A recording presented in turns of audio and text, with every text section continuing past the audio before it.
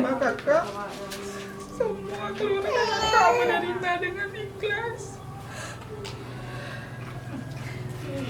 Dengan kekurangan anak itu. Biarpun orang nanti dibilang ini kakak nggak peduli, ini tetap keluarga kakak. Kenapa dibawa keluar, dibawa Ini pulang? rahmat bagi kakak di sini.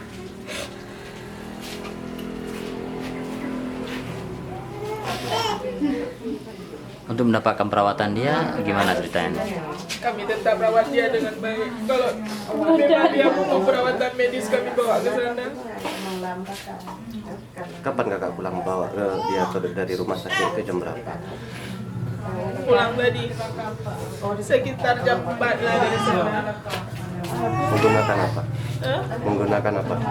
Sepeda rental. Keluarga kakak sendiri dengan kehadiran bayi ini ada nggak? Senang, ini memang semuanya keluarga. Ada nggak membuat sebuah syukuran atau apa gimana? Mudah-mudahan nanti kami buat syukuran dengan kehadiran bayi ini di rumah ini. Jika nanti suatu hari orang tuanya datang untuk mengambilnya, itu gimana ceritanya? Tak mau saya kasih lagi karena bayi ini mungkin memang udah dititipkan sama saya di warung saya lagi.